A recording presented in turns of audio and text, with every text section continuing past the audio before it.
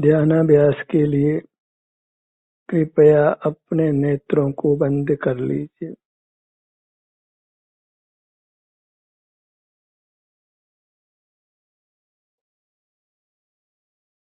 अपने सुख का अनुभव करिए।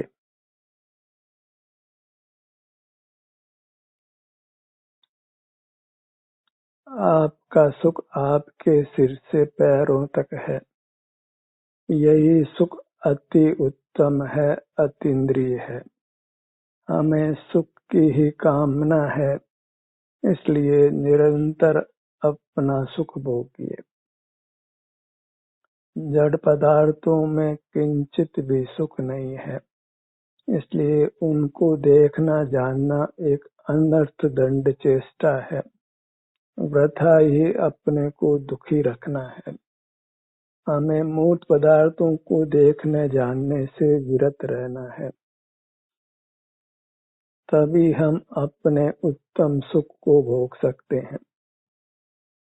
सुख पाने की यही शर्त है कि हम मूर्त पदार्थों को देखना जानना बंद रखें। मूर्त पदार्थों को देखने जानने से हमको कसाय उत्पन्न होती है, जिससे हमारा स्वास्थ्य नष्ट होता है। स्वास्थ्य का नष्ट होना ही दुख का होना है। स्वास्थ्य को पाना ही सुख को पाना है। पैरमुक्ता छोड़ने से हम स्वस्थ होते हैं, उत्तम स्वास्थ्य को प्राप्त करते हैं, उत्तम सुख पाते हैं। पैरमुक्ता छोड़कर अपने सुख को अपने सिर से पैरों तक अनुभव करिए।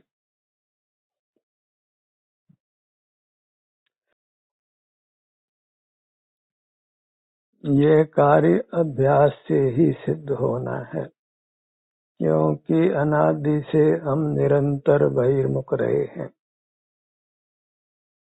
हमें सतत अपना अनुभव करते हुए रहना है, अपने सुख को भोगते हुए रहना है। जो सुख निरापद है, स्वाधीन है, अतीन्द्रिय है, उत्तम है, वही ग्रहण करने योग्य है। मोक्ष मार्ग इतना ही है कि हम अपने सुख का अनुभव करते रहें, अन्य सर्व चेष्टाओं का त्याग करें।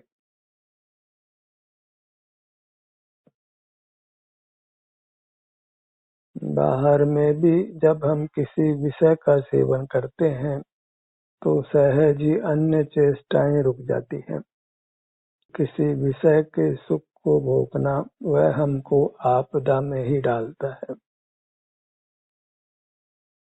निरापद सुख को भोगिए अपने से ही युक्त होकर। यही योग है। इसी से हम वीतराग होते हैं, निर्विकल्प होते हैं। शब्दों का आश्रय नहीं करना है, अंकों का आश्रय नहीं करना है। शब्द ज्ञान करके हमें यही जान लेना है कि अब अशब्द रहना है, स्वानुभव रूप रहना है। वही शब्दातीत रहना है, अंकातीत रहना है, निर्विकल्प रहना है। परम शांति के भोग के लिए अपने से युक्त रहिए।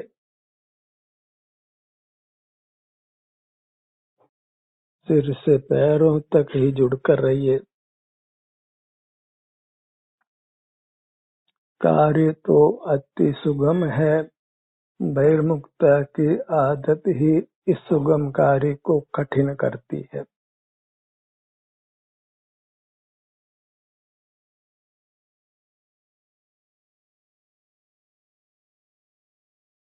इतने से अल्प श्रुत ज्ञान से मोक्ष मार्ग बनता है, मोक्ष होता है। श्रुत ज्ञान इतना ही है कि अपना सुख अपने में है, अपना विस्तार अपने सिर से पैरों तक है, यही हमको सुख का अनुभव करना है, सिमट जाना है। वही संवर तत्व है जिसके साथ निर्जरा होती है और कर्म क्षय होकर मोक्ष होता है। आश्रव बंध रुकता है, जीव अजीव अलग हो जाते हैं। यही सात तत्वों का स्वरूप है।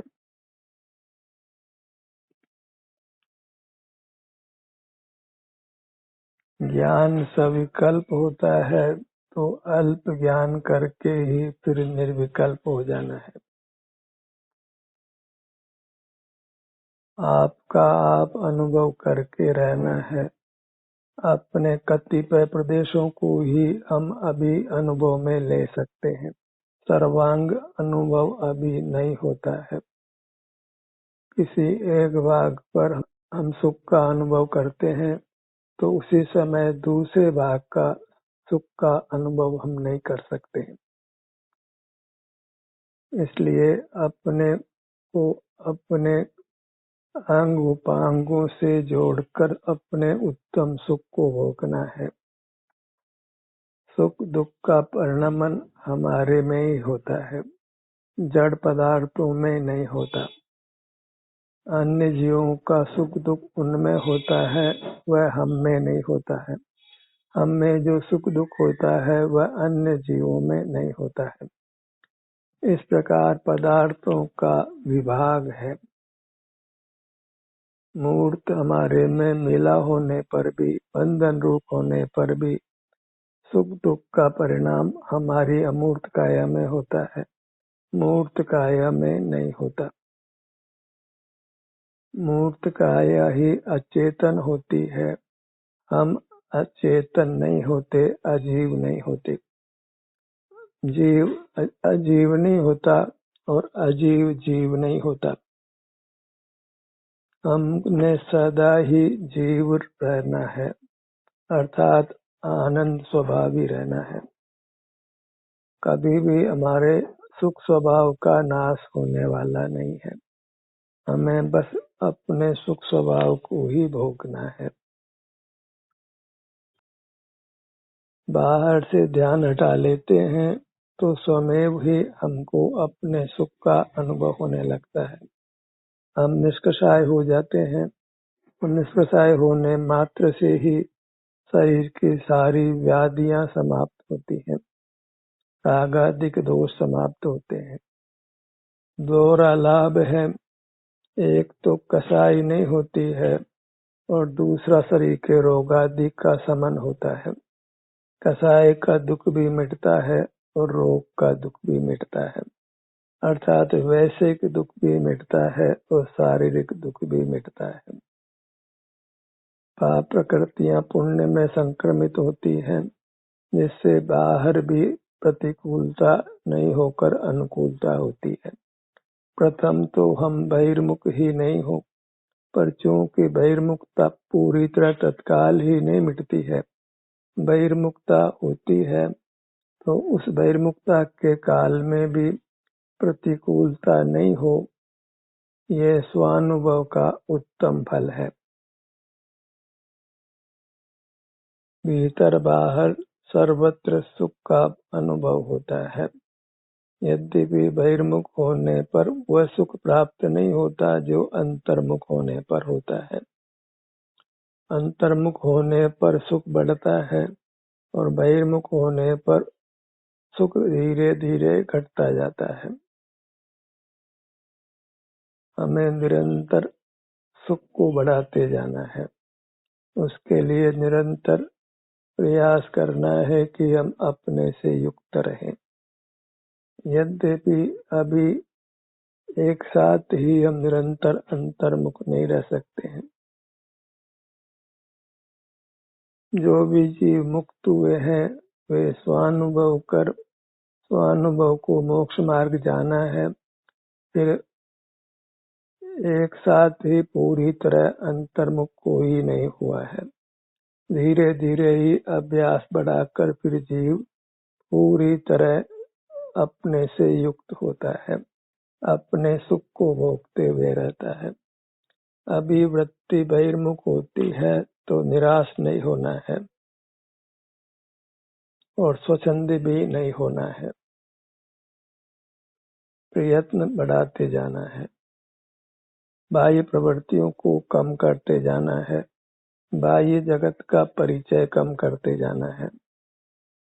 यथासंभव बोलना नहीं है, काय चेष्टा करनी भी पड़े तो चेष्टा को सावचेत होकर करना ही योग्य है। काय चेष्टा का यथासंभव अनुभव करते हुए रहना है, तो वह काय चेष्टा भी अनुभव में सहायक होकर के हमको मोक्ष पथ में आगे बढ़ाती है।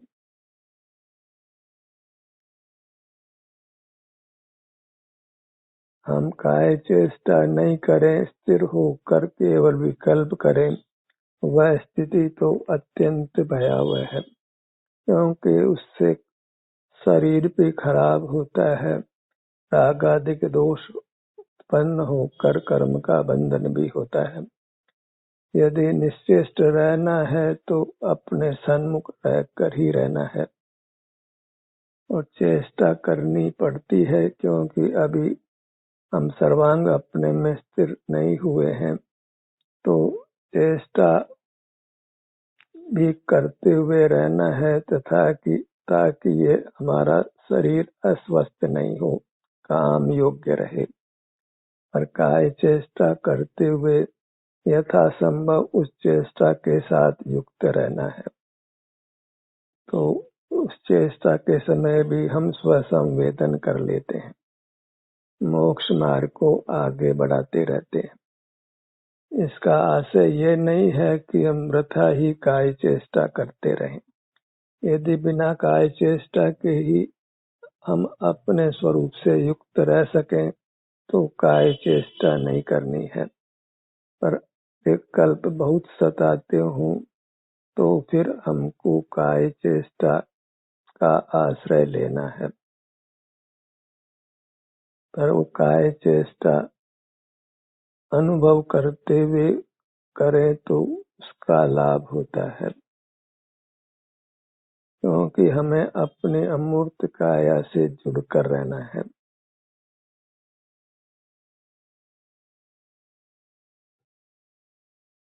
निश्चेष्ट रहकर मन के विकल्प नहीं करना है, उससे राग आदि का दुख भी होता है और शरीर भी खराब होता है। बगुले की तरह नहीं रहना है कि बाहर से स्थिर दिखाई पड़े और अंतर में कलुषित परिणाम हो। हमें किसी को दिखाना नहीं है कि हम ध्यान कर रहे हैं। ध्यान पूरी तरह आत्महित के लिए करना है, उसको भी यह उपार्जित करने के लिए नहीं करना है।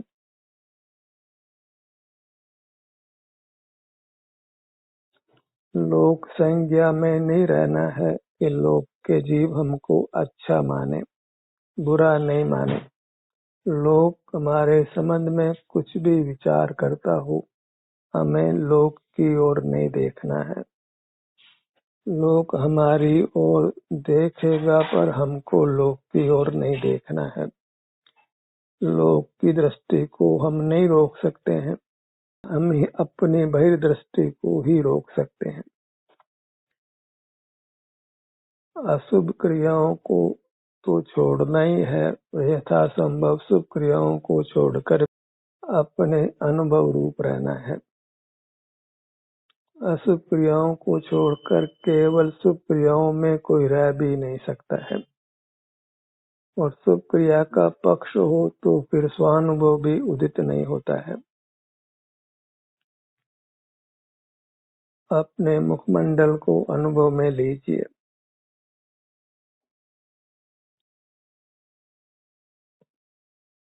और मुखमंडल का अनुभव करते हुए होने वाली शांति को पहचानिए। ये पहचान ही बलवान है, हमारे मोक्ष मार्ग में सहाय होगी।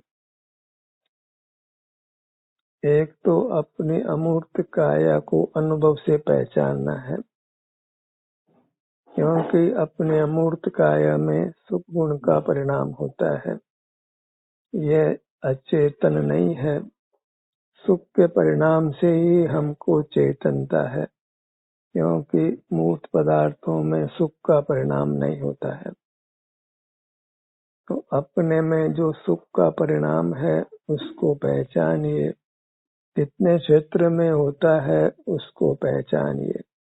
यही जीव पदार्थ के द्रव्य पर्याय की प्रतीति होना है, श्रद्धान होना है, और यह श्रद्धान ही हमको परमात्मा पद देने वाला है। इसी श्रद्धान के बल पर हम बहिर्मुखता का त्याग करने वाले हैं। तलाट के भाग पर आइए।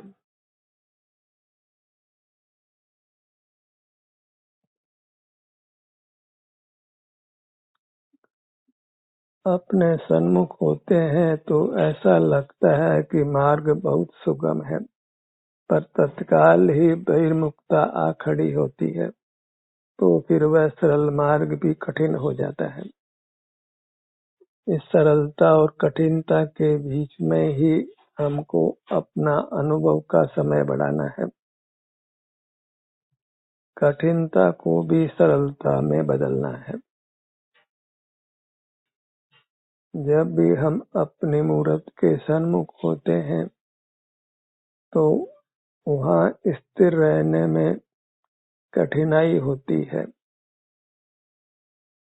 बाह्य विषय स्मरण में आकर हमको आकुल व्याकुल करते हैं,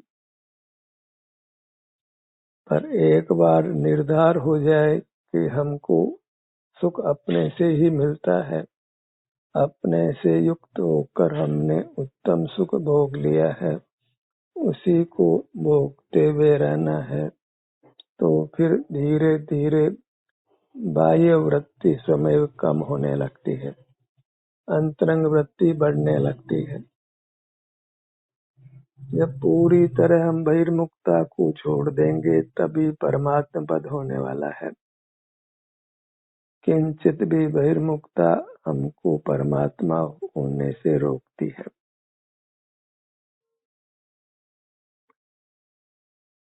और स्वानुभव रूप रहते हैं तो मोह कर्म नष्ट होता जाता है। जब तक पूरी तरह नष्ट नहीं हो जाता है तब तक हमको बहिर्मुखता का निरोध करना पड़ता है, और एक बार पूरी तरह नष्ट हो जाए तो फिर हमको बहिर्मुखता को छोड़ने का यत्न नहीं करना पड़ता है, फिर बहिर्मुखता नहीं होती है। वही एक स्थिति है जिसको हमने पाना है कि जब हम अंतर में ही ठहर जाते हैं, मन मर जाता है, इंद्रिय व्यापार नहीं होता है, तो फिर संपूर्ण स्वरूप में विश्रांति होती है। वही परमात्म दशा है। स्वानुभव करना है, और वह तब तक करना है जब तक संपूर्ण मोह कर्म का उन्मूलन नहीं हो जाता है।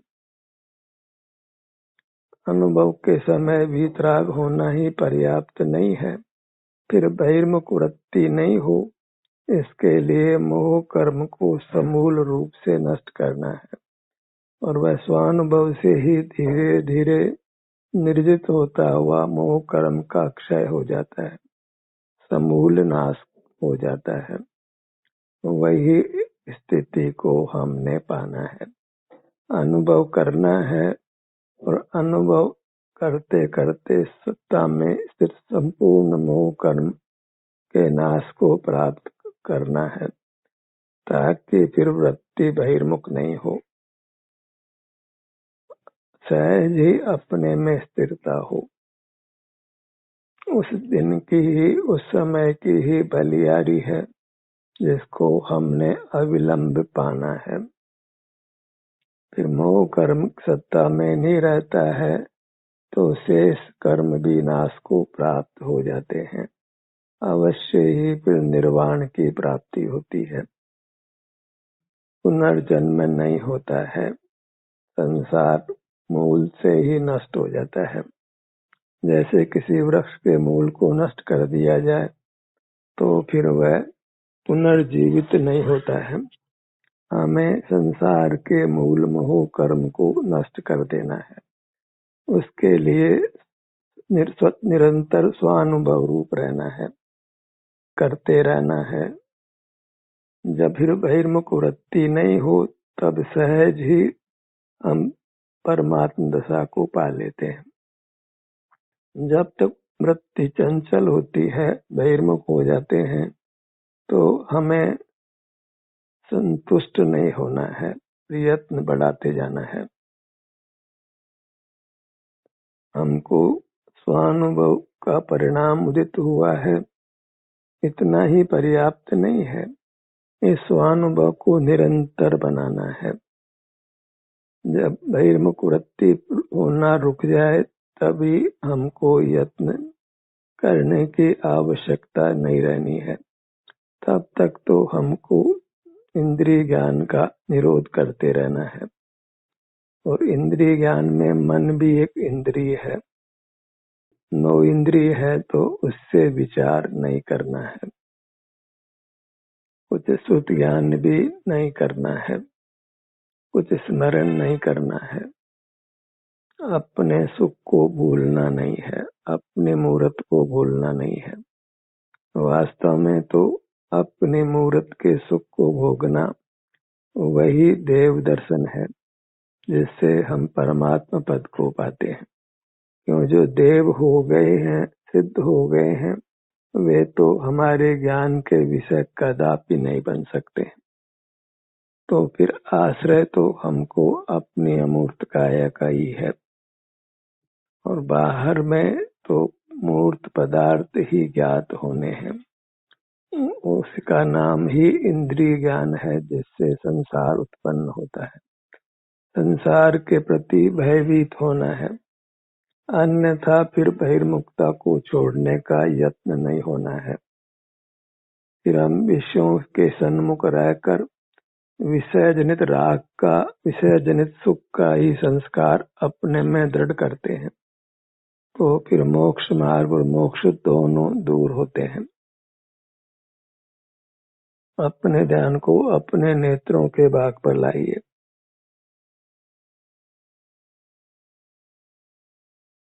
इस काम में आपको विश्राम मिलता है, निद्रा पर विजय होती है, चारों ही संज्ञाओं पर विजय होती है, स्वतः ही सहज ही हो जाती है।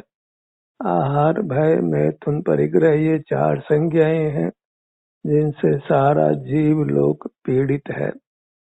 उन चारों संज्ञाओं पर ही सहज ही विजय होती है और उन पर विजय होने से परमात्म दशा मिलती है। कानों के भाग पर आइए।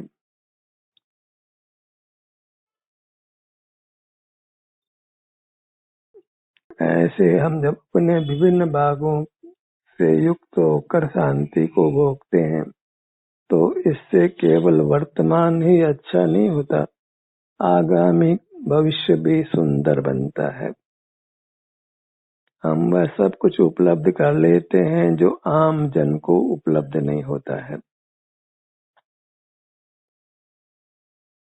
यह एक पारलौकिक मार्ग है, उत्तम मार्ग है, जो बहिर्मुख जीवों को उपलब्ध होना अत्यंत दुर्लभ है।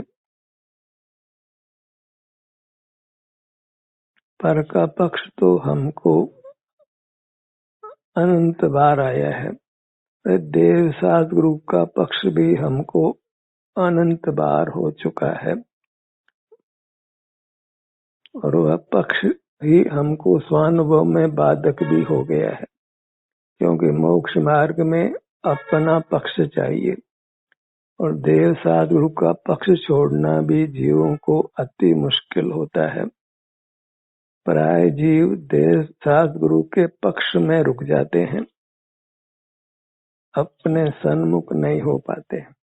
पक्ष स्वपर का युगपत नहीं हो सकता है। अपना पक्ष होता है तो फिर सकल ही पर पदार्थों का पक्ष टूटता है और अणु मात्र भी पर का पक्ष रहता है तो फिर दर्शन मोह का मिथ्यात्व का नाश नहीं होता है। पर का पक्ष होना ही मिथ्या दर्शन है और अपना पक्ष होना ही सम्यक दर्शन है। जीव को कब सम्यक ज्ञान हुआ? जब उसको पर का पक्ष बिल्कुल छूट गया, पर की महिमा अंतर से छूट गई, अपनी पक्ष में आया, अपनी ही महिमा में आया, तब जाना जाता है कि इस जीव ने दर्शन मोह का वमन कर दिया है, मिथ्यात्व का त्याग कर दिया है, सम्यक रूपी रत्न को पा लिया है, सम्यक ज्ञान पा लिया है और इसको सम्यक चैत्र प्रकट हुआ है। तो अपनी परीक्षा कर लीजिए, आपको अपना पक्ष हुआ है या नहीं हुआ है, अपनी महिमा ही सर्वोपरि है या नहीं है। वह अपनी महिमा सबकी महिमा को आवृत करके होती है, क्योंकि दो की महिमा कदापि एक साथ नहीं हो सकती। सुख अपने से ही मिलता है तो अपनी महिमा होती है, पर से नहीं मिल सकता है तो पर की महिमा नहीं होती है। एक अपनी महिमा से ही जीव अपने सन्मुख रहता है, फिर निरंतर अपने सन्मुख रहने योग्य हो जाता है, अल्पकाल में फिर परमात्मा पद को भी पा लेता है। ध्यान का सत्र यहीं समाप्त होता है।